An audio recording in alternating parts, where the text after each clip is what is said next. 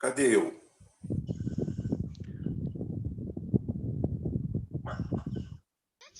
Bom dia. Bom dia para todos os ouvintes do Brasil e do mundo. Brasil! Vamos trabalhar no programa na sonoplastia.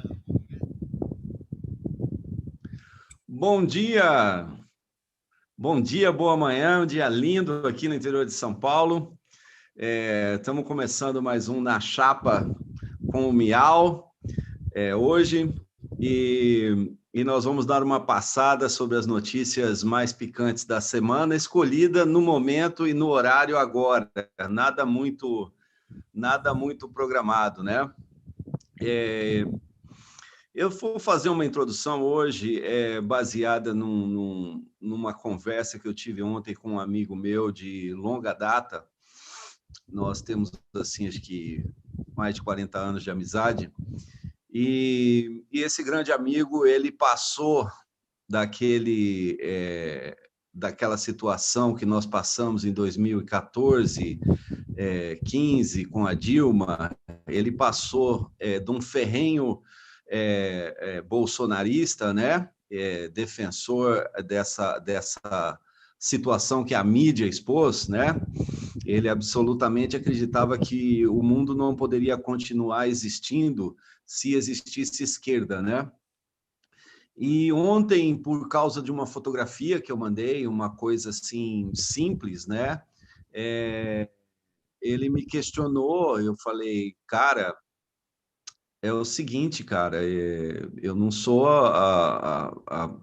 contra causas, seja lá o que for, negros, gays ou qualquer coisa, não sou contra isso, mas o uso político, isso, aquilo.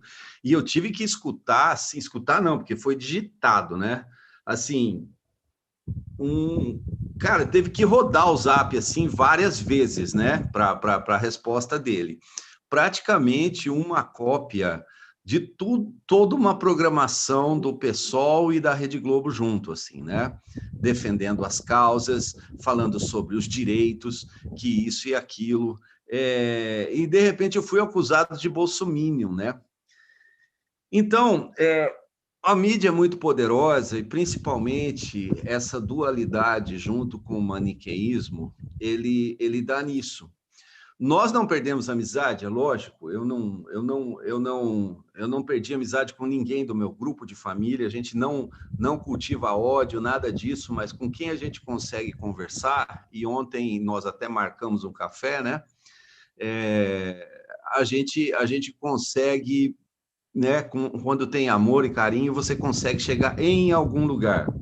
Nunca se deve assim. Eu não tento mudar ninguém. Você pode e nem dizer a verdade, ficar falando a verdade. A verdade, ela pode ser apontada, ela pode ser insinuada, mas você vai ser um chato se você ficar falando a verdade, porque aquela verdade é sua naquele momento, né? Mas, ao final das contas, ele conseguiu entender que precisa se fazer uma terceira via, que esse sistema de apoio mútuo, aonde você está num extremo e você só se mantém se condenar o oposto, você só se sustenta se existir o diabo, só assim você vai ser salvo, você só vai ser salvo se fulano for condenado, esse maniqueísmo religioso, né? Mas o político também vem aí atrás, né? Eu vou depois deixar um link sobre isso no chat aí do canal, né? Mas eu chamo isso de um mútuo suporte de distração hoje no sistema político nosso. É um mútuo suporte de distração, porque o que vem se trazendo para nós, através do Paulo Guedes, e ontem quem estava no supergrupo viu um vídeo rolar, acho que do Paulo Guedes, dizendo que venderia o Palácio do Planalto, venderia a casa dele, do Jair, o Banco do Brasil, ele venderia tudo. Agora, quando você pega um cidadão como esse, ele está instituindo a mais inacreditável corrupção que você possa imaginar. Nenhum presidente da agora para frente vai poder fazer nada a não ser ser um boneco, um palhaço ali na frente. É isso que esse sistema neoliberal está trazendo para a gente. Porque você vê todo mundo aí, não, vende, vende, vende, vende, vende, um presidente que futuramente não vai ter poder para nada. Mas você vai ter essas duas galeras. Então, através dessa esquerda identitária, ela dá suporte a esse bolsonarismo evangélico e cristão, que nem de cristão tem nada, né? E eles ficam se suportando e querem levar esse sistema por 20 anos aqui, entendeu? Essa briga entre direita e esquerda, que não é nem direita e nem esquerda, é simplesmente um sistema de ódio contra um ou outro. E ontem rolou mais um fato interessante desse Felipe Rigoni, é aquele deputado eleito com financiamento do Lehman, né? Que faz parte da equipe Tabata Amaral, que vai reunir gente do PDT, de muita gente, assim. Ele começou a abrir a terceira via em público, isso me deixou muito feliz, porque ele falou assim, essa história de nacional desenvolvimentismo com apologia aos militares, falei, exatamente o que a gente quer nacionalismo, nós teríamos que ter uma ótica para tudo que essa galera faz nacionalista e começar a chamar esse pessoal para o bom senso, porque existem pessoas de bom senso, a gente não pode acreditar só no maniqueísmo, existem pessoas de bom senso.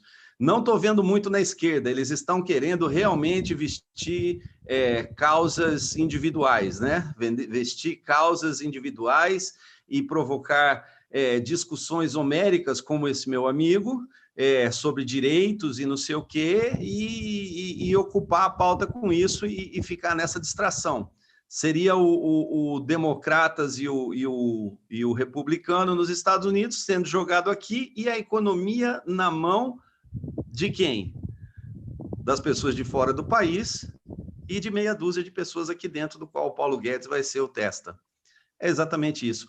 Rubens, eu vou passar a bola para você, Rubens. Eu não sei se eu falei certo ou falei errado, mas é o que eu senti ontem. Eu falei o que eu senti, o que passou comigo, bem originalmente.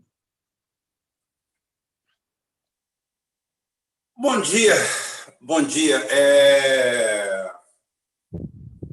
A situação do Brasil, ela se repete por um processo de saturação. Há uma saturação ideológica, pseudo-ideológica. Por que pseudo-ideológica? Porque faz a pessoa achar que está fazendo parte de um processo ideológico, quando o que nós vemos são um ajuntamento de energúmenos e, claro, aonde se juntam energúmenos, se juntam oportunistas. Eles são partes indissociáveis. Estão sempre juntos. Aonde você vê uma aglomeração de idiotas, você logo vai ver alguém ali vendendo um produto que o idiota quer comprar. Então, nós estamos nisso aí. Nós estamos num sério processo de imbecilização geral, onde tudo é transformado em antagonismo. Eu tenho... Rubem, você é de situação ou de oposição?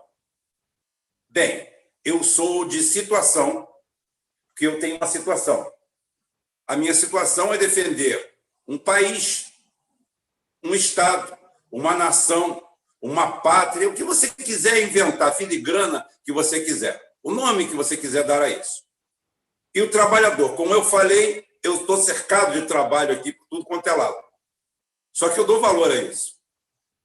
Tudo que me cerca aqui, esse aparelho que eu estou falando, esse fone que eu botei aqui no ouvido, aqui, porque o meu ouvido parecia que estava com um pouco d'água dentro, acho que o banho mensal que eu tomei hoje, pela manhã, entrou água no meu ouvido, aí botei, estou cercado aqui de tecnologia. O que é tecnologia? Tecnologia é trabalho de alguém. Alguém é trabalhador, alguém fez isso, alguém produziu isso. Hoje nós caminhamos céleres, em velocidade acentuada, para sermos governados por gente que não produz nada. E temos como ícones gente que não produz absolutamente nada. Haja vista tudo que nos cerca. Qual é o ideal de alguém? Alguém sonha em ser engenheiro de produção? Alguém sonha em ser técnico em alguma coisa? Não, o cara sonha em ter R$ 5.000 porque ele soube que indo para a Bovespa com R$ 5.000 ele vai ficar bilionário. Que o Elon Musk mesmo ficou trilionário, tribiliardário, tá? Sem estudar, sem absolutamente nada, é um gênio. Ele começou do nada, é mentira. Mentira, ele não é que não começou do nada. Esse sul-africano, canadense, americano, no fim, o único ser humano que consegue congregar 5, 6 nacionalidades é um só, é o sionista. Eu poderia falar o judeu, mas o judeu de verdade, ele sonha em ir para Israel, para aquele paizinho lá. Então é o seguinte, tenho amigos judeus que são pessoas simples, comuns, sem problema algum. Então eu tenho que dividir essa turma daqueles que exploram o próprio povo. Não tem pena do seu próprio povo. Como eu já mostrei aqui, a nação mais importante no mundo nos últimos 500 anos foi a Inglaterra vitoriana, não foi os Estados Unidos. A Inglaterra vitoriana era hegemônica, passou mais de 100 anos. Tanto é que só a China tem 100 anos de vergonha. A China, que hoje caminha e já é efetivamente a maior potência econômica do mundo, teve 100 anos de vergonha de 1840 e pouco até 1948. Foram 100 anos de vergonha para a China. Tudo isso aí na mão da Inglaterra. Então, você, provavelmente, no inconsciente coletivo das pessoas, os Estados Unidos era aquele lugar onde jorrava mel das fontes e todo mundo se alimentava de ambrosias, a comida dos deuses. É mentira. Mais da metade da população londrina vivia na extrema miséria. Aí as pessoas perguntam por que é que eu acerto tanto? Por que é que o nosso grupo acerta tanto?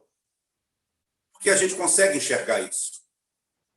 Isso, porque nós temos posição. Nós temos uma situação. Essa é a nossa situação política, de conseguir enxergar o mundo como ele é e enxergar todas as suas mazelas.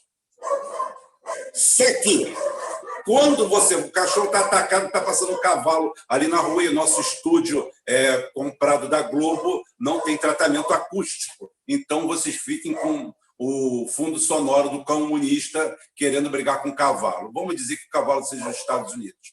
Pronto, para fazer uma historinha em paralelo. Então é o seguinte, a nossa posição é essa. Você...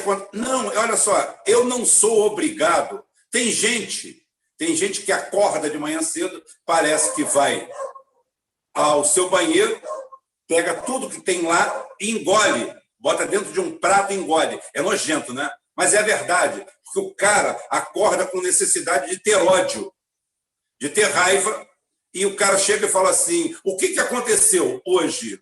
Deixe-me situar. O Bolsonaro tomou essa medida. Canalha, bandido, genocida, assassino, miliciano. O cara não sabe nem o que é milícia, não sabe o que é miliciano, sabe de nada. Virou um adjetivo. Mais um adjetivo.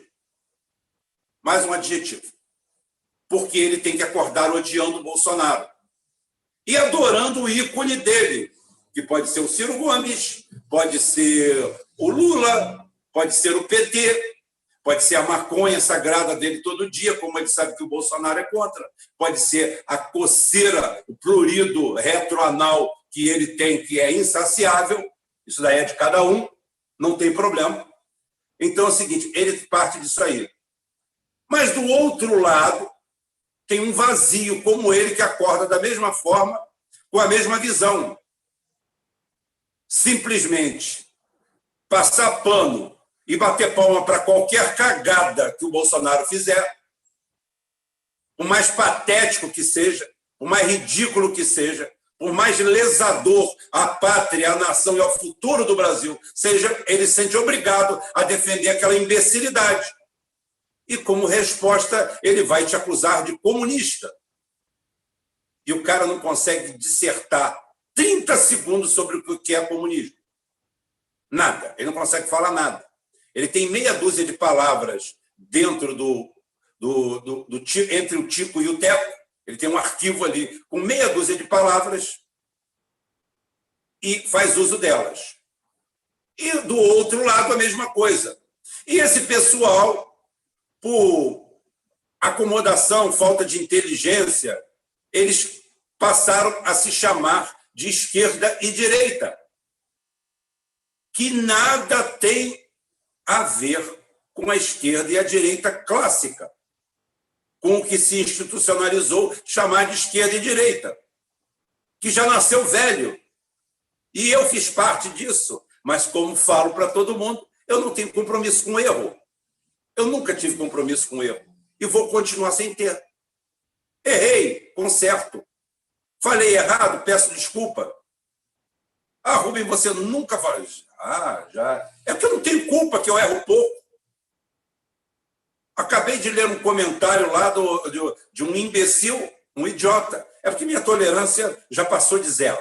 Né? É o seguinte, de um imbecil, o Christian colocou ontem um vídeo meu, feito há 2 anos e meio, e teve um retardado, um jumento desse, um comedor de alfafa desse, que eu não vou citar o nome, para não lhe dar cartaz nem briga, chegou lá e falou assim, está muito legal o seu, mas o seu conteúdo os outros já abordaram. Ele está falando que o pessoal falou essa semana. Eu falei aquilo há 2 anos e meio atrás. E o idiota, o cognitivo, que ele não leu nada, ele apenas leu clickbait, ele chegou e, como ele não gosta de mim, porque eu não defendo, eu já falei que cada um pode comer maconha. Para mim, crack seria distribuído em carros públicos. Olha o carro do crack, olha o carro do crack, para ver se não ia tudo de overdose. Rubem, você não tem pena daquele pessoal, daquela colônia, mas nem um pingo. Eu tenho motivo de sobras para ser o principal elemento dali. Eu era para estar ali me drogando. A minha vida nunca foi fácil. A vida de todas as pessoas que me circundam, via de regra, não foram fáceis. A gente poderia ter sucumbido e estar mergulhado nas drogas. Problema deles. Cada um que cuide do seu. Eu sou taxativo em relação a isso. O Estado pode ter uma série de falhas, mas o Estado não incentiva o consumo de droga para ninguém. Muito pelo contrário. Combate com a polícia, combate culturalmente, combate educacionalmente, e mesmo assim o cara se entope de drogas. Aí depois ele quer que o Estado vá lá socorrê-lo. Eu acho que o Estado vai ter que socorrer o drogado viciado depois de ter libertado aquele garoto de dentro do tambor, depois de ter feito o seu dever de casa. Porque isso daí é a sobra da sobra da sobra. Agora nós vamos ver os efeitos deletérios da droga. Não, porque é muito importante para uma nação. Muito importante para uma nação é cuidar da sua infância, da sua juventude, do emprego, do trabalho, das condições de dignidade humana. Porque são 2 coisas. Você tem que vir com a punição. Existe a punição, porque o que se chama da direita só defende a punição. Para ele meter a porrada naquele pessoal é o suficiente. Eu não defendo isso. Eu defendo a porrada, sim. No cagado, no que fez merda. Defendo porrada mesmo. Não tem conversa, não tem complacência. Se me desse o Morro da Mangueira, por exemplo, quantos fuzis tem aí? 200. Eu vou chegar para a equipe de elite e falar assim, bem, eu quero 200 corpos aqui com os fuzis. Por quê? Porque o cara que está portando um fuzil não é para catar manga, não mangueira, porque nem mangueira mais tem no Morro da Mangueira. Esse pessoal aí representa 1% dessa população aí que é refém disso aí. E estão cada vez mais iconizados. Porque existe uma quadrilha que nós falamos, travestido de uma série de partidos, enaltecendo a figura desse cara. Hoje, nas brincadeiras no Morro, já vi uns vídeos, vários, denúncia. Tá? É denúncia da direita, porque a denúncia só é boa a sua, né? A sua que é boa, tá? Mostrando os garotos copiando. Eu lembro, eu brinquei, você deve ter brincado também, Curumim, de polícia ladrão. Polícia ladrão, você vai, finge negócio. Primeiro que virou politicamente incorreto. Você não pode dar uma arma de brinquedo para uma criança. Você pode deixar ela se entupir de cocaína e daqui a pouquinho pegar um fuzil para ir trabalhar no morro e dizer que é um oprimido. mas ele brincar com um revolvinho da Estrela de 38, que fez parte da infância de todo mundo, e ninguém virou psicopata. Meus amigos todos brincavam comigo disso aí, ninguém virou psicopata, assassino, assaltante, nada. Por incrível que pareça, 2 irmãos viraram bandidos mesmo e eram o mais frouxos de todos. Né? Viraram bandidões. Também não vou citar o nome deles aqui. Então, esse quadro que nós temos aqui, só para voltar à vaca fria e não atravessar, porque a ideia nossa aqui é que esse programa tenha 60 minutos de duração e mais 10 minutos de propina. Fala. Rubens, era o que a gente estava falando fora, antes de entrar online, né? A gente precisava de uma polícia aí, inclusive até para quem fala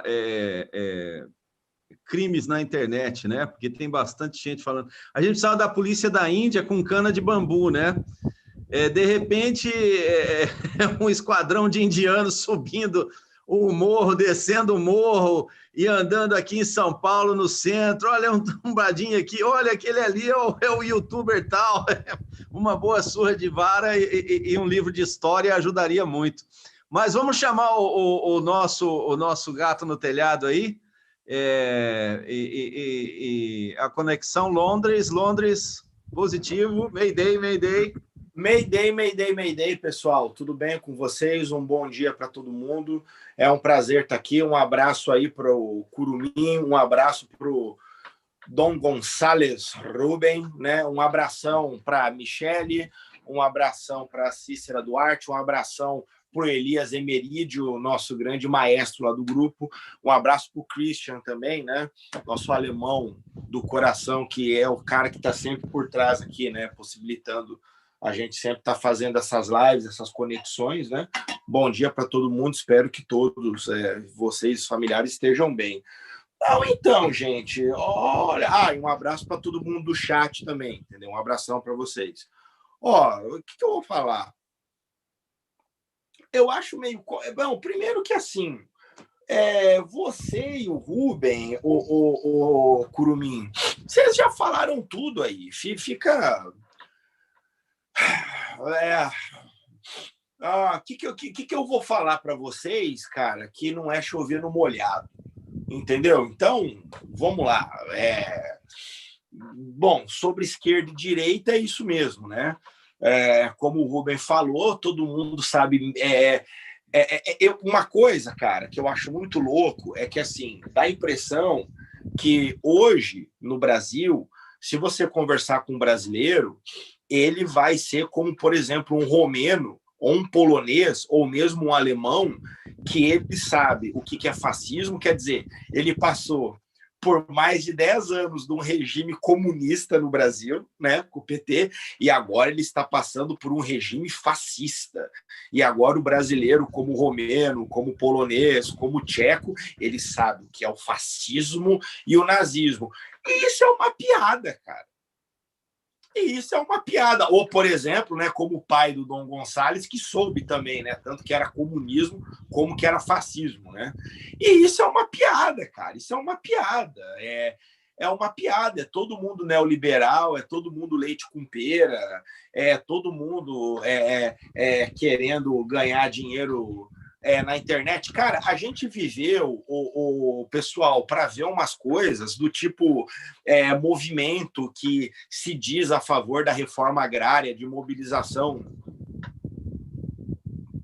popular, tá preocupado com causa identitária e com investidor de bolsa, né, que diz que mudou de lado, né, que tomou a consciência de classe, pegando esquerdista de Zona Oeste, Zona Sul de São Paulo e de Zona Sul de Rio de Janeiro, né, de UF, né, de Departamento de Ciências Sociais de UF, tomando dinheiro desses caras para fazer investimento em papel de bolsa de valor que só o do diabo sabe o que aquilo vale na verdade. A questão da política é uma coisa. Porque vocês falaram tudo, eu nem sei muito o que comentar, assim, para não ficar repetindo o que o Rubem falou, o que você falou, Curumim. É complicado. Mas é bom repetir, A gente tem que repetir, calcar, bater ali Como eu te falei, o cara não gosta de mim. Aí ele pega um conteúdo meu de 2 anos atrás e fala assim: o seu conteúdo está incompleto, porque ontem ou anteontem, algum imbecil, algum retardado do grupo, do espaço que ele atualmente ocupa, simplesmente fez mais um clickbait de ódio ao Bolsonaro. Aí você vai ver o tipo de crítica que foi feita ao Bolsonaro, e a crítica não é o Bolsonaro. É uma crítica que ele inventou, tirou do nada.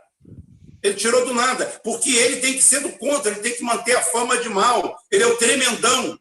Ele é o tremendão da história. Ele inventou que o Bolsonaro é miliciano, ele não sabe o que é milícia, nunca viu o que é milícia, nunca tomou um fuzil na cara, nunca tomou uma pistola na cara.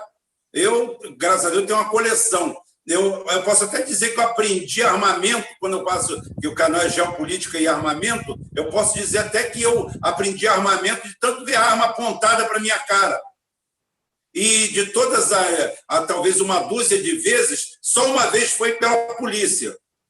Foi quando mataram um prefeito em Rio das Ostras, que eu fui abordado. O meu carro era estranho da cidade, eu estava fazendo curso e fui abordado por algumas viaturas. E o cara imediatamente me pediu desculpa e falou assim: não, é que acabaram de assassinar o prefeito da cidade. E isso lá pelos idos do ano 90. Se alguém procurar aí, vão ver que em 90 o prefeito de Rio das Ostras foi assassinado. Então é o seguinte, foi a única vez. Então eu aprendi na prática. Que arma bonita, que é? Que calibre é? Apontada para a minha cara. As vítimas da sociedade que eles tanto cantam em verso e prosa estavam ali. Mas ele se sente no direito, na obrigação, ele se acha um paladino, porque ele acorda pela manhã e vai num canal desse de débeis mentais, de pessoas sem escrúpulo.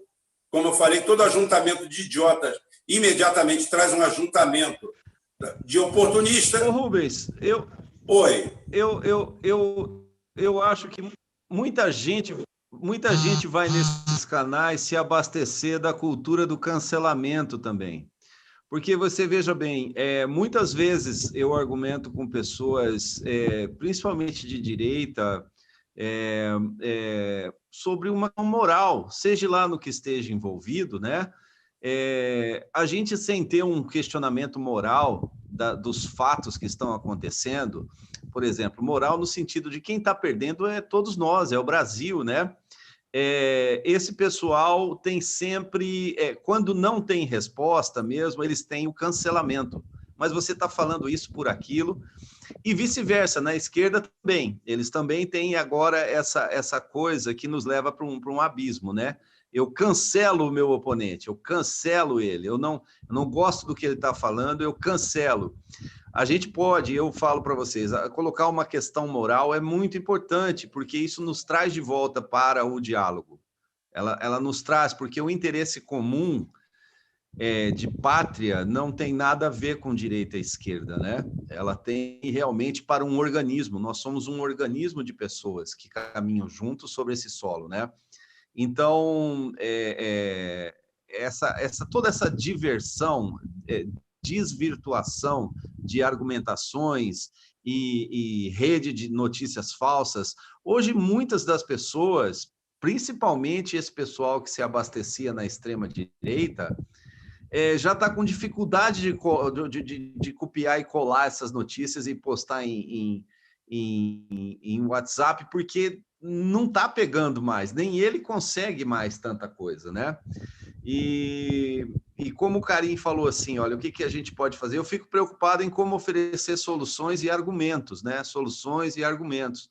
A nossa preocupação agora como base nacionalista é provocar mais questões morais com relação ao destino da nação. Colocar essa posição tanto para a direita quanto à esquerda, desse pessoal que se diz disso, né, de direita e esquerda, mas que estão em maniqueísmo opostos, né, para onde a gente quer chegar. Nós aqui no canal, você vê o trabalho aí que a gente está tendo, estamos fazendo um grupo de trabalho, estamos procurando trocar informações, pôr livros, existem pessoas aparecendo no canal, mas você tem alguma literatura? Tem alguma literatura, sempre tem alguma coisa e tem a colocação histórica de fatos, né? Muito importante hoje é se voltar para a história, né? Eu, falando com carinho agora, olha, a gente começou nesse assunto, mas olha, passando as notícias aqui, olha, governo ignorou 37 milhões de emendas na pandemia, Anvisa muda a regra e governo negocia para comprar Sputnik, estados retomam aula, entendeu? A vida está correndo, entendeu? E nós não estamos tendo muita influência nela, não. Nós estamos com os nossos eleitos, os nossos representantes lá, e é por isso que a gente tem que falar de política, né, Carim? Então, não, eu concordo, eu concordo totalmente com você, com seu ponto de vista. Não, o que eu estava falando aquela hora é que, assim, você e o Rubem falou, não, mas tem que falar mesmo para ressaltar, para macetar isso, né? Era o que diz respeito à fala anterior, tanto sua, o Curumim, como do Rubem, que eu acho que vocês deixaram a coisa muito clara. Mas seguindo, então, o que o Dom Gonçalves, né, nosso querido galegão, falou, eu vou ressaltar para você, meus queridos, PT não é comunista, não chegou perto nem do Partido Socialista Francês na época do Mitterrand ou do Partido Trabalhista Britânico na época do Blair, não chegou nem perto disso. Pessoas, o Bozo, não tem nada de fascismo, de fascista. Se o Brasil tivesse numa ditadura fascista, já ia estar tendo fuzilamento, já ia ter partido único, oposição já ia estar sumindo, já ia ter o Maracanã e o Pacaembu lotado de dissidente político levando tiro na nuca, já ia ter sumido um monte de colega, amigo e primo seu, pistolista. Se o Brasil fosse fascista, eles já iam ter tudo desaparecido. Tá? Ia ter gente marchando na rua, fazendo alguma saudação, com alguma bandeira. Então, gente, todo mundo é neoliberal, desse pessoal. Por favor, compreendam isso. Entendeu? É uma guerra de narrativas. Todo mundo é neoliberal. Uma coisa que eu sempre falo, primeiro que aquela coisa, né? É assim, é aquela esquizofrenia maluca que a gente olha na mídia, né? Inclusive na Rede Planeta, né? Na Rede Planeta, né? Na Globo, Rede Globo, né? É aquela coisa que a gente sempre vê, né? Assim, os caras fazendo malabarismo, né? Para defender o Paulo Guedismo, né? Porque o Guedes... Não, e o melhor é fazendo isso e defendendo mais reformas, né? As reformas, que vai vir 1 milhão de empregos, que vai vir 1 milhão de trabalho, que vai acontecer, que o Brasil vai melhorar, que o Brasil, ano que vem, né? O Brasil vai...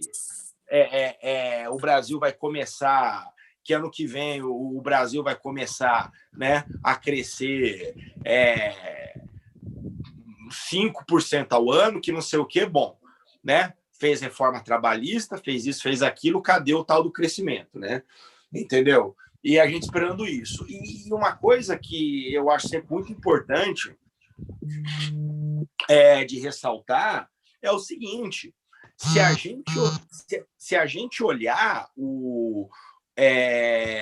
desde a redemocratização, a questão da economia. Então, é por isso que você que fica muito eletrizado com essa história de comunista, de fascista, de não sei o quê, eu não estou dizendo que isso não pode vir a acontecer no futuro. Inclusive, eu até vou falar uma coisa, vou ressaltar uma coisa aqui, que a gente sempre fala aqui, e várias pessoas sempre tocam isso aqui no grupo. Essas pautas identitárias, esse bando de lei que simplesmente destrói a isonomia do Estado, privilegiando o grupo A, B e C, em detrimento de mais de 70%, 80%, às vezes até mais de 90% da população. E essas pautas identitárias, e essa coisa toda, não, eu não falo isso feliz, não. É com tristeza que eu estou falando isso, tá? Não é com alegria, não, tá? Não tem fascismo, mas pode ser que ele apareça. O de verdade. Aquele que vai arrancar os dentes da sua boca. Você que acha que o seu sexo, a sua preferência, a droga que você fuma, a forma como você transa, ou o que quer que seja, entendeu? Tem que ser imposta para 100% da população. Toma cuidado. Ó, toma cuidado. A Alemanha... Oi. Miau, me diz uma coisa. Não estou te interrompendo, não, só para fazer uma pergunta pertinente, que você vai saber responder. A gente vai até rir um pouco. Em quem você, quando precisa de tomar uma medida, você precisa que ela seja operacionalizada. A operacionalização de uma medida. Você já reparou com quem que a nossa New Left conta para operacionalizar o seu pensamento? O modus operandi dela, ela conta, sabe com quem? Exatamente com a direita fascista, com o Estado fascista, porque ela só sabe reclamar e a justiça que ela renega... Forças de repressão, né, Rubem? A tal da força de repressão. Isso, de repressão. E emendando, para deixar você mais à vontade, eu estou lembrando aqui dos meus tempos de juventude. Eu me lembro do grito libertário dos caetanos da vida, caetanos e quetais, e é proibido proibir. Liberdade de expressão. Eu passei a década de 70, a primeira parte, principalmente da década de 70, ouvindo falar só da repressão do Estado e ouvindo falar assim, aquele pessoal que não tinha nenhum problema de saber de onde viria o seu próximo prato de comida, óbvio, com uma situação confortável muito grande, aquele pessoal que se reúne em saraus, tá, conversando, aquela turma que hoje junta em volta de uma mesa, gasta 2 salários mínimos numa noite, resolve os problemas do mundo e vai todo mundo para casa numa boa e não pergunta para o garçom se ele tem dinheiro para passagem de volta. Os trabalhadores. Isso. Trabalhadores pendurados em tetas públicas, em mamatas, numa série de coisas. Eles é que dão um mau nome ao Estado. O cidadão comum que sofre, que ganha mal, quando ele pega ódio do Estado, ele pega ódio do estereótipo do Estado criado por essa turma de vagabundos. Que você vê uma mesa... Deixa eu fazer uma parte interessante aí. Agora, a gente está na seguinte situação, né? Nós estamos sendo coordenados por judiciário, por legislativo, nós estamos sendo conduzidos por um pessoal que você coloca naquela categoria que nunca pregou um prego numa barra de sabão, né? Gente que não produz nada, que não tem compromisso com nada, a não ser o próprio salário caindo na conta. E eles estão atravessando essa epidemia com excelência, tanto aí está a festa da Joyce Hasselman, o novo presidente, os novos presidentes, né? Agora, eles estão colocando uma questão que as compras do Estado agora podem vir de concorrência internacional.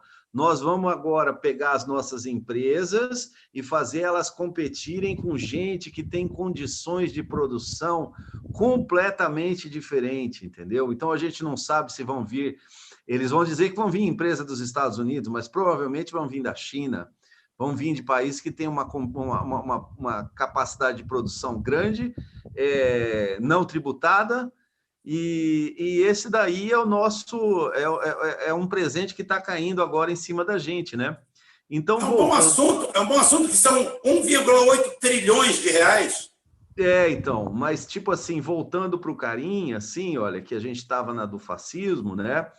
Eu, por exemplo, ouvi, quando estava nos Estados Unidos, muito a palavra fascismo, mas ela era ligada a quando as corporações tomam o governo e controlam ele por completo.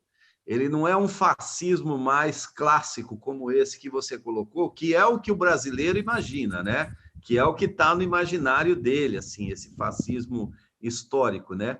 Mas um fascismo de que as empresas tomam o controle de tudo, da retórica, e a gente via acontecer isso muito, principalmente nos Estados Unidos. Eu não sei como é na Inglaterra.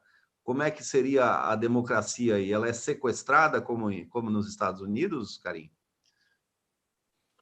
Não, cara, posso só terminar aquele ponto que eu estava fazendo, Curumim? Termina. Tá, só para terminar, né? Assim, então você que está escutando aqui essa live aqui, né, esse ao vivo, toma cuidado, porque olha só, você fica chamando o diabo e o diabo uma hora aparece. Ó, por exemplo, uma coisa que, caso você não saiba, que está ouvindo, eu te dou a ideia de procurar saber, e se for mentira, vai lá no comentário. Esse carinha é um mentiroso. Ó, 2007, 2008, 2009, 2010, 2011. Procura lá, tá?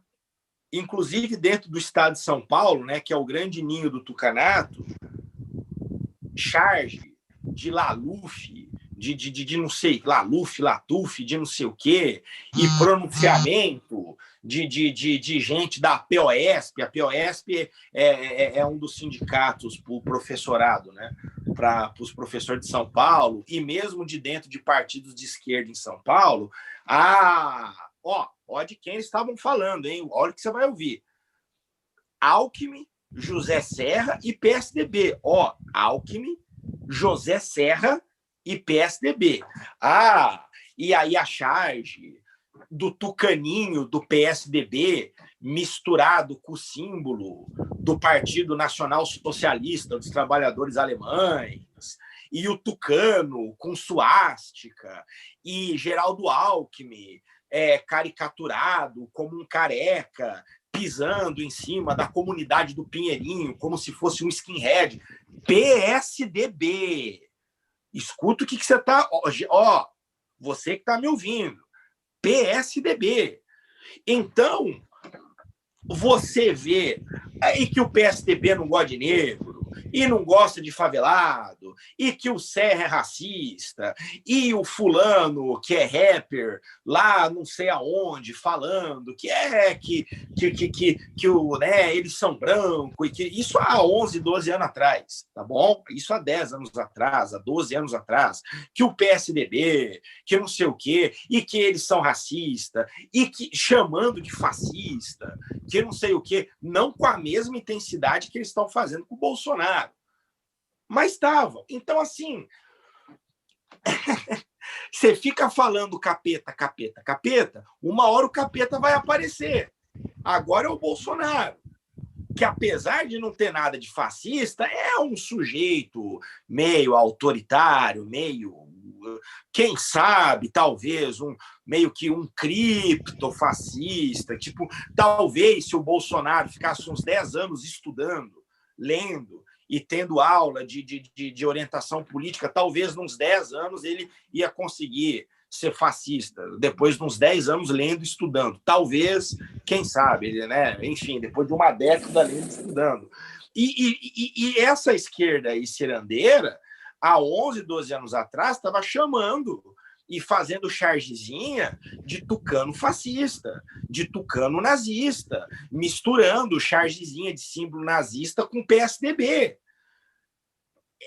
Quer dizer, tudo que você não gosta, você chama de fascista. E serve para quem chama de comunista também.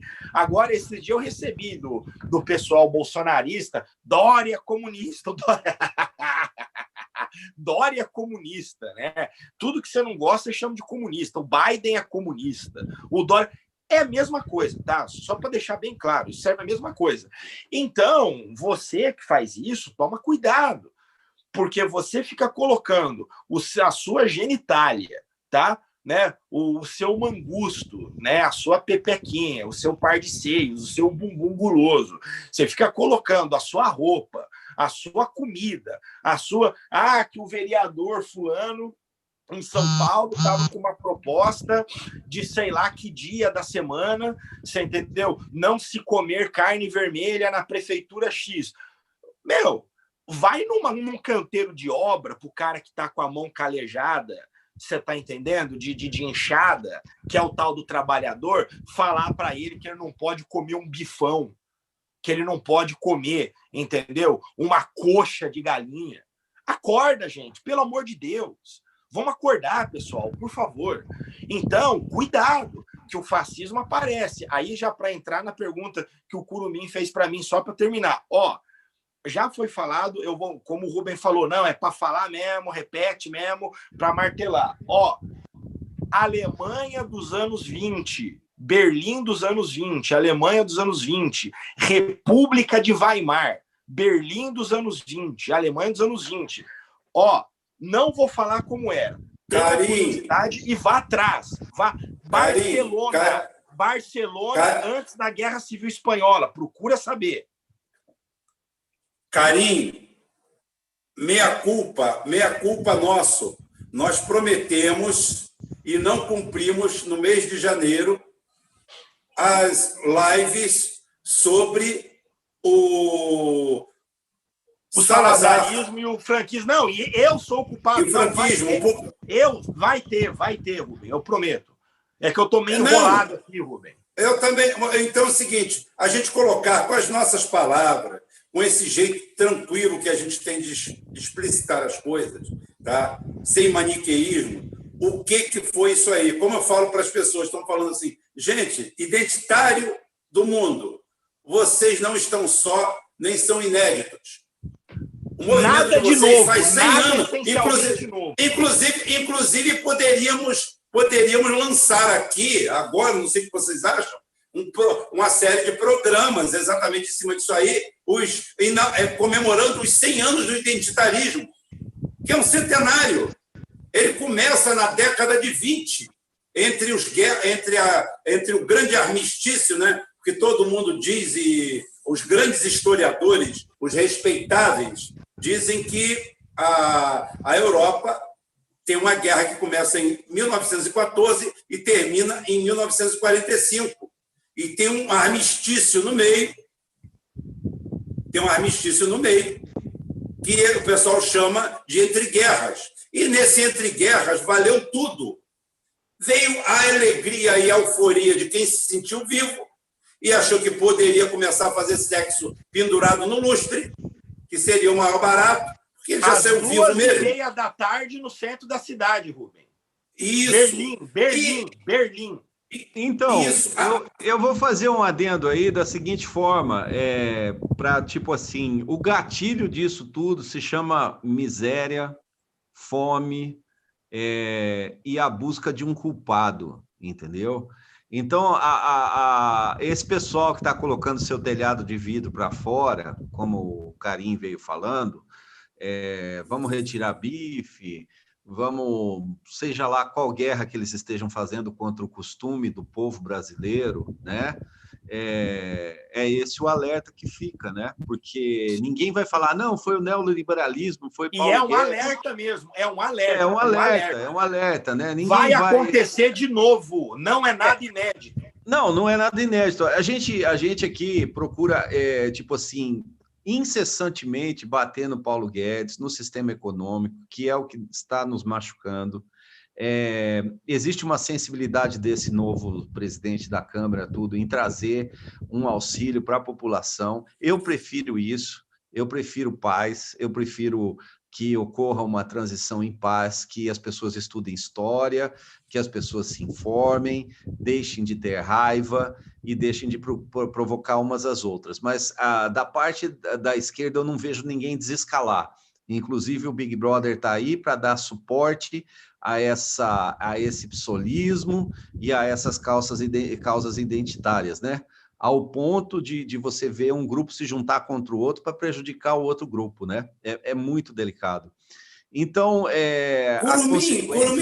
Curumim, você viu o absurdo que colocaram lá no grupo, não sei quem foi que colocou, no nosso grupo de trabalho, do jornalista que passou pano para a pessoa que roubou o celular de outro em Belo Horizonte e espancou a vítima?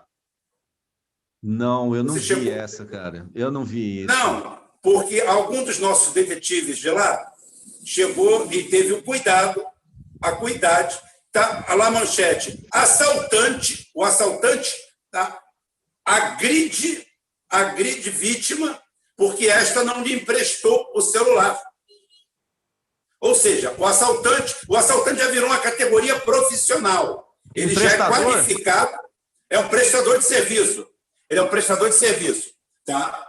Então é o seguinte, ele, como assaltante, ele tem a carteira assinada como assaltante, ele pediu à vítima, por favor, me empreste o telefone para eu fazer um sequestro relâmpago com o seu negócio. E a pessoa falou, não. E ele espancou e, ato contínuo, roubou o celular. Ou seja, ele não espancou para roubar o celular, ele só queria o celular emprestado. Aí esse nosso detetive lá, que eu não sei se foi o Daniel, quem foi atrás. Esse daí gente, uma licença poética. Eu preciso.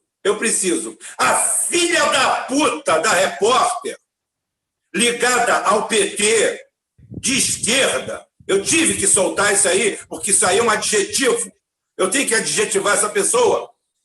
Foi visto lá, a pessoa é... Aí depois, o ideário público, o povo, a mente, o sistema que a gente tem na rua, chama a esquerda de defensor de bandido, de traficante, de marginal, e contra o povo. E o pessoal fala assim, não é bem assim. É claro que é assim.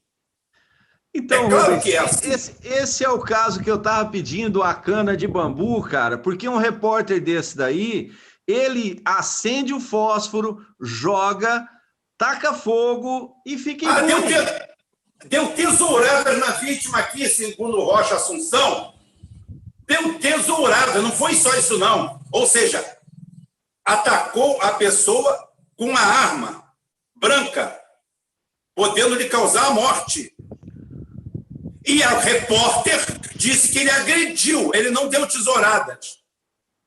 Ato contínuo, no dia anterior, um gari, como eu já citei aqui, morreu numa troca de tiros numa comunidade, e o irmão dele disse para o repórter da Quanto É uma revista que existe no Brasil, e o nome é explícito, já explica tudo, Quanto É.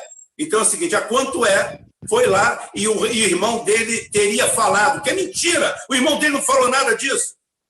E se for falar em frente às câmeras, é porque alguém deu 500 pratas para ele. Meu irmão foi morto porque era negro e da periferia. Isso, porque o policial, na troca de tiro, tomando uma saraivada de 7,62 na cara, o dia que você tomar um tiro de fuzil e sentir ele passando perto de você, você já teve, infelizmente sim. Infelizmente não me acertou, senão não estaria aqui. Tá? Então, assalto, você roubo, veja é isso. bem, lá onde o Karim está, a gente ouve notícias de Londres, da França, da Europa, né? O pessoal sai com uma faca esfaqueando os outros no metrô lá, não por celular, né? Por questão puramente religiosa, né? É uma violência que nós não temos aqui, mas é uma violência, pelo que a gente percebe, religiosa aí na Europa, né? Os repórteres tratam a pessoa como nesse sentido? É vítima também, Karim? Como é que está a imprensa aí? Tratando o assassino como vítima? Bom, então, pessoal, então que fique bem claro os avisos aí que eu estou dando e que gentilmente também o Curumim e o Rubão está dando para mim pular para as duas perguntas que o Curumim fez para mim do Reino Unido, né? Toma cuidado, não se esqueça, Fidel Castro, Francisco Franco, Salazar, Mussolini, Revolução Russa, Revolução Francesa, Revolução Iraniana, não aconteceu porque em todos esses lugares, naquele lugar do espaço-tempo, estava tudo maravilhoso, tudo bonito, e aí Satanás apareceu e todo mundo ou virou fascista ou virou comunista. Toma cuidado, teve antecedente para a coisa chegar do jeito que chegou.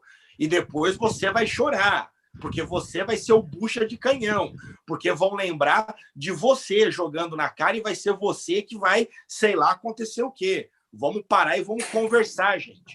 Vamos frear essa maluquice, pessoal. Vamos frear essa maluquice identitária, gente. Vamos pôr a mão na cabeça, começar a falar com o povo, porque isso vai dar problema. Isso vai dar problema. Indo direto agora para as perguntas do Renato. Vou começar pela segunda. É assim, vamos lá. Logicamente, eu gosto muito de colocar isso. É um outro lugar, é uma outra sociedade, é uma outra cultura, é uma outra realidade. Então, sempre lembrando que eu vou responder sua pergunta, mas sempre lembrando que a gente está falando de um outro lugar que as coisas funcionam de uma outra forma, né? Então, tipo, porque aqui é assim, aqui é assado. Se você compara, por exemplo, né, uma Bélgica com uma Holanda, você compara, sei lá, uma França com uma Itália, né? Você compara uma Costa Rica com um Panamá, é critério de comparação.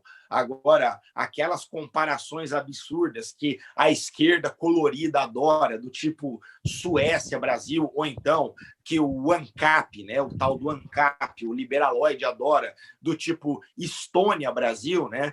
É só para deixar bem claro que essas coisas não têm nexo nem balanço nenhum. Mas vou responder a sua pergunta dentro da realidade aqui. Então, esse impacto desse identitarismo e dessa esquerda burra, né? Que na verdade eu gosto do termo marcusiano, tá, Renato? Eu gosto muito desse termo, né? Que é o marcusianismo, esquerda pós-moderna marcusiana, né? Eu gosto muito de usar esse termo, né? Que enfim, né? Essa mescla de Derrida com Foucault, com Marcuse, com Sartre, né? Maio de 68 para cá, tudo que aconteceu, o pessoal que apareceu por aí, né? Essa esquerda não marxista, essa esquerda não marxista, ou cada vez menos marxista e mais liberal, pós-moderna, que na verdade é neoliberal, né? Tem gente na mídia aqui que tem esse tipo de pensamento. Existe, tem setores que fazem isso, mas pelo que eu acompanho com o Brasil, é muito menos do que o Brasil. Eles jogam confete ali, mas eles matam o cara mesmo. Eles executam. Vide, por exemplo, que já tem aí muitos anos, mas eu acho que vale a pena a gente ressaltar, o Jean Charles de Menezes, Renato, e que morreu à toa, né, coitado? Morreu à toa, morreu injustiçado, né? Na estação de metrô de Stockwell, né? É um bairro no sul de Londres, né? Confundiram ele com um brasileiro. Acho que todo mundo aqui lembra que é o Jean Charles de Menezes, né? Tem até o filme dele, né? E executaram o cara dentro do vagão do metrô. Por quê? Porque desconfiaram erroneamente que ele era um terrorista e que ele estaria com bomba dentro da mochila. Então, quer dizer, outro exemplo, Irlanda do Norte, né? Onde você, apesar de já estar aí, vai para quase 15 anos que os problemas lá, né, diminuíram mais de 80%, talvez até mais de 90%, né? Ainda tem rolo, mas em comparação com o que era nos anos 70, anos 80, está um paraíso, né? Vai lá, pega lá um militante do IRA com um fuzil de assalto na rua de Londonderry, né? Ou então de Belfast, para você ver o que vai acontecer com ele. É tiro na cabeça. Vão dar um tiro na cabeça dele. Então, é muito complicado um país, por exemplo, né, como a realidade do Brasil, que tem 60 mil, 80 mil, 70 mil, não interessa, assassinatos, né? Na verdade, interessa. Lógico, claro que interessa, mas só estou dizendo, não interessa para esse ponto específico que eu vou fazer, né? E falar não, quer dizer, Renato, o referendo sobre armamento, Renato, o referendo, os milhões e milhões e milhões que foram gastos pelo governo de quem, Renatão? Pelo governo de quem, Curumim? Os milhões e milhões e milhões que foram gastos e o brasileiro votou que queria ali acesso à arma, né, e sumiram, simplesmente esse referendo sumiu, né, ninguém mais lembra dele, né? Então, né, o Estatuto de Desarmamento, pô, mas vocês não gastaram com o referendo? Não teve o referendo que votaram contra esse negócio? Sumiram. Faz de conta que não teve referendo nenhum, né? Você estava no Brasil quando teve, Renato?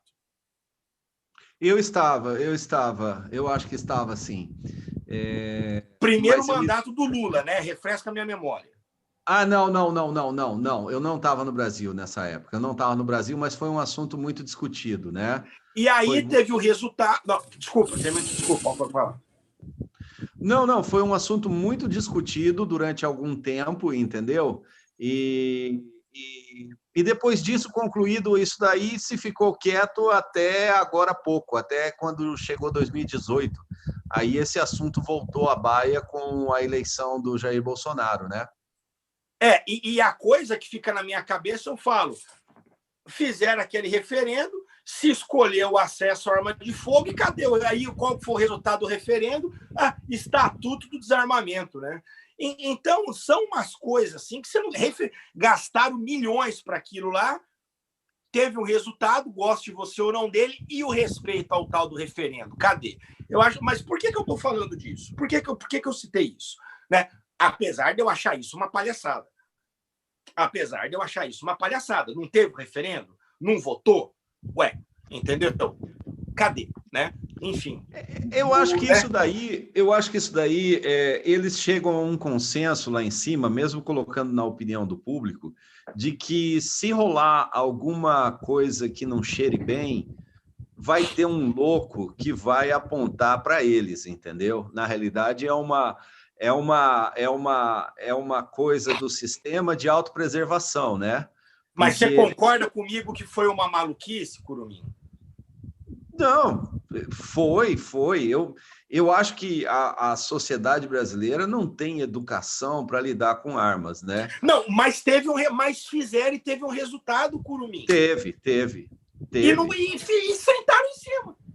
Teve. Deixa eu falar sobre isso aí, porque esse assunto é muito interessante. Rubem, eu posso só fazer o fechamento, Rubão?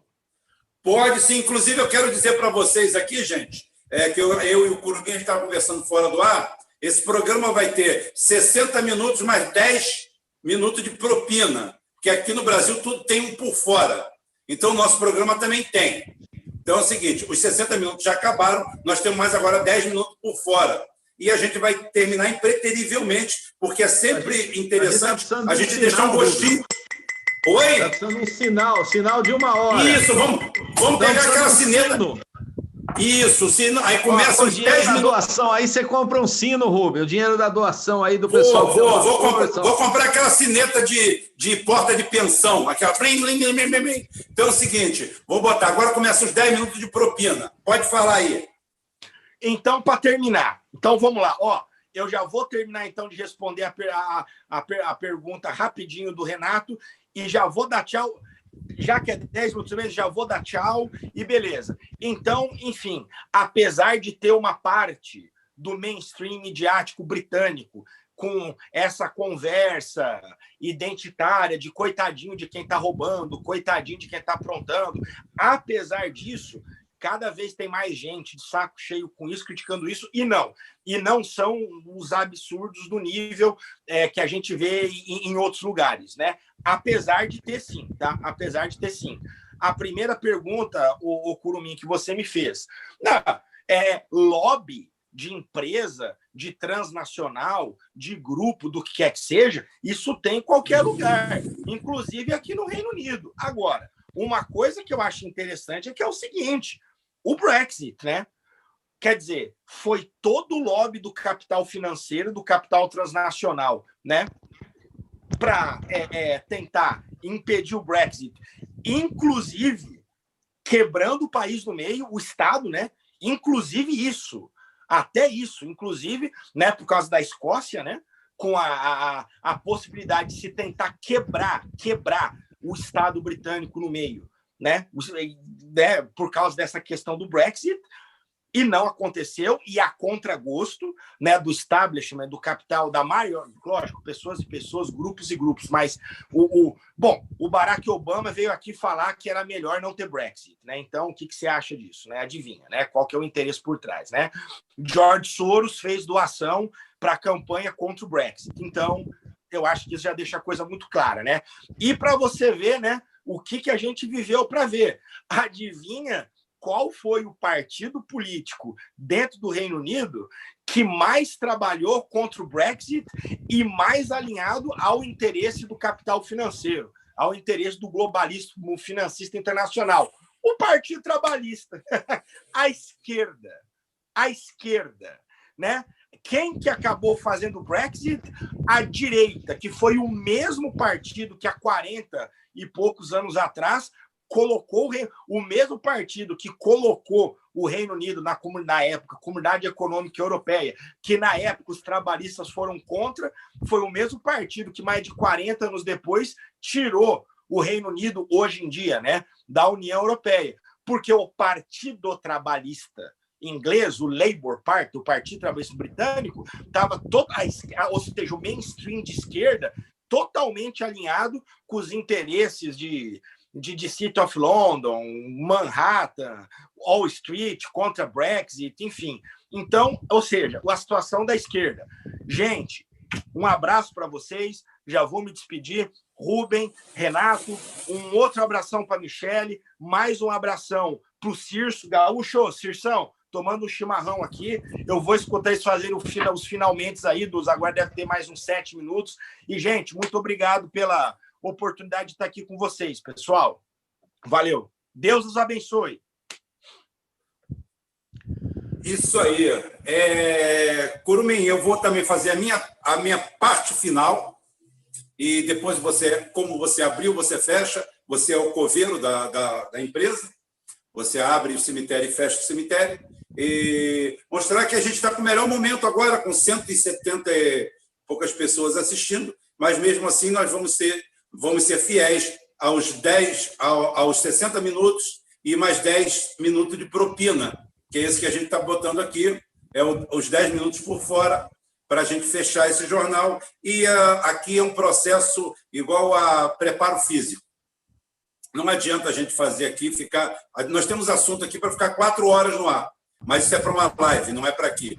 Isso aqui é um jornal que a gente está fazendo, nós estamos modificando ele de acordo com a demanda, com o que a gente achar melhor aqui, totalmente informal, um bate-papo com vocês em cima da demanda do dia, a demanda do dia, sem maniqueísmo, sem esquerda, sem direita, sem nada. Um tratamento crítico, bem ácido, bem pesado, do jeito que a gente... É a nossa linha editorial, vamos dizer, é isso aí nós vamos fazer, não tem problema. De vez em quando eu peço até uma licença e eu uso aí um adjetivo um pouco mais forte. Mas eu vou vir com as licenças agora que o João Ferrugem proíbe. Então é o seguinte, eu tenho agora um diretor de imagem para cuidar da minha imagem, para melhorar um pouquinho. Se bem que eu acho que está tão queimada no meio desse pessoal que é quase uma honra para mim. Falando só voltando à vaca fria da votação do plebiscito, foi uma coisa vergonhosa, porque a votação do plebiscito foi feita depois de gastarem dezenas ou centenas de milhões de dólares numa campanha massiva a favor de só um lado. Eu lembro que apenas o Grupo Bandeirantes, que é pequeno, se colocou contra, só. E a Veja também. Ou seja, 80% de toda a mídia brasileira se colocou a favor, junto com o Lula, com tudo, foram gastos milhões, e mesmo assim foram para o referendo e perderam. E como perderam e não gostaram do resultado, não implementaram. Eu discordo quando digo que o brasileiro não tem educação para usar armas. O que existe no Brasil é, no bojo do Código Processual Penal, uma lascívia tão grande que o mau elemento não tem medo de usar armas e a pessoa de boa índole vai ter pavor. Porque uma pessoa de boa índole não quer ir em cana, não quer participar de um pardieiro, ter seu nome sujo. Ele quer participar de um concurso, ele tem uma vida. No entanto, nós temos um substrato da população que, para eles, aquilo ali é ótimo, que o sistema carcerário brasileiro não é desumano, é mentira. Ele é sujo, fétido, podre, mas ele é maravilhoso, porque ele reproduz em escala o que é uma favela, um gueto de uma favela. O cara vive em gueto. O Curumim morou nos Estados Unidos e o meu irmão tem uma ideia assim interessantíssima sobre o sistema prisional, aquele ordeiro, né? Aquele que o cara usa o uniforme, tem o horário que a cela abre, tem o horário que ele vai se alimentar, tem o horário que ele sai, tem o horário de sol, tem aquilo tudo. Ele entra, senta ali, mesmo com gangue, mesmo com tudo. Aquilo ali é um modelo paranoico. O cara sofre. Aquele cara lá queria estar numa cadeia brasileira, onde cada um faz o que quer, aquilo é um ninho, aquilo é uma pocilga. Mas o cara tem celular, tem conversa, tem um que está fazendo sequestro, outro está fazendo isso, outro está comercializando droga, cocaína, outro está mandando ordem para matar no morro dele. Daqui a pouquinho vem o advogado dele, que é o Pombo Correio, e continua tudo. Então, o problema do brasileiro não é porque o caldo cultural que existe nos Estados Unidos talvez é pior até do que do Brasil. E o sistema, quando o Estado consegue não ser punitivo, mas ter a mão pesada da punição e sem medo e sem pena, o sistema se controla. Haja visto que quando o porte de arma era liberado no Brasil, liberado em condições, não é aquele negócio, vou comprar uma arma ali e vou fazer o que bem entendo. Não. O porte de arma no Brasil sempre foi restrito. Só para você ver, os últimos 10 anos, quando isso começou a ser falado, caramba, nos idos de 1994, eu acho, 95, no começo do governo Fernando Henrique Cardoso, tá? Que começa essa New Left toda, mostrando que tudo é a mesma coisa, obedece o mesmo projeto, o mesmo dono, porque ninguém que rouba um país, que assalta um país, quer armas, porque armas atiram, armas matam. Tá? Então é o seguinte, para que o povo armado? Vamos fazer porque cautela e canja de galinha não faz mal a ninguém. O Estado brasileiro que tinha maior número de porte de armas era o Rio Grande do Sul, tudo isso que eu estou falando pode ser constatado. O cara chega para mim e pergunta, qual é a sua bibliografia? A minha bibliografia é você. Vai estudar, cara, vai ler, vai se informar, para de se preocupar com autores, se atenha à verdade, procure ser você mesmo a sua grande fonte de informação. Leia, se informe. O que você tem? Qual material você tem para dar? Eu não tenho material nenhum para dar. Nenhum. Mas voltando à vaca fria, isso tudo que eu estou falando, nunca fui afrontado por ninguém. Nunca chegaram para mim e falaram assim, Rubem, você falou isso é mentira. Tentaram fazer isso comigo no Duplo Expresso, não com o Rômulo. O Rômulo é um cara maravilhoso, gente boa demais. Gosto muito do Rômulo, mas ele tem um público ali que eu não sei por quê. Talvez por causa do Lula, por causa do PT, por causa do carinho que ele tem até pela figura do Lula, e eu respeito isso, tem um grupo super identitário ali que fede. Não ele, não, e nem todos, mas tem um grupo ali, um núcleo, tentaram me pegar pelo pé várias vezes e nunca conseguiram. Então, foi melhor ficar me chamando de miliciano mesmo. É o que sobrou para eles. O que sobrou para essa gente é isso aí, é agredir os outros. Mas o que acontece? Como é hoje que começou, a gente vai dar uma sobrinha, vai dar mais um para o guarda, mais 2 ou 3 minutos só para concluir, porque senão vai ficar suspenso. Quando começou a restrição porte de arma, cancelamento porte de arma, o Estado brasileiro que tinha mais porte de arma era o Rio Grande do Sul. E, anacronicamente, era o Estado brasileiro com menor índice de homicídios, por grupo de 100 mil, porque é o que é usado pela Organização Mundial de Saúde, todos os órgãos internacionais, é o número de assassinatos por 100 mil pessoas, por grupo de 100 mil pessoas. O Rio Grande do Sul, apesar de ter o maior número de armas, eram esses. E o detalhe, nos últimos 10 anos pretéritos a essa pesquisa, nenhum crime no Rio Grande do Sul inteiro foi registrado foi lavrado com uma arma registrada. Ou seja, nenhum porte de arma civil teria se envolvido em um crime nos 10 anos anteriores a essa pesquisa. Esse número fala muito. Agora, para isso, você precisa de um Estado que saiba ser punitivo na hora certa, como o pai que sabe dizer não. e fala: filho, você fez, você paga. Eu vou parando por aqui, porque, quer dizer, a gente sempre tem que deixar um pouquinho para o dia seguinte. E a gente tem que deixar esse negócio. Eu quero mais. Curumim, fecha os trabalhos. Ok, valeu, Rubens. Para encerrar mesmo, pessoal, muito obrigado pela presença de vocês no chat. Deixa eu falar olhando para a câmera, né? Eu coloquei aí o link sobre maniqueísmo. Nós precisamos argumentar com os nossos amigos muito bem, tanto de direita quanto de esquerda, e trazê-los para o nacionalismo. Eu queria pedir a vocês que, antes de sair, dê um curtir aí, ó. Nós estamos com uma defasagem de curtição aí, né? E amanhã a gente vai estar com mais um convidado do grupo aí, surpresa, para essa análise das notícias. Espero que vocês tenham gostado, tenham um bom dia e um dia abençoado. Um abraço a todos, fiquem com Deus.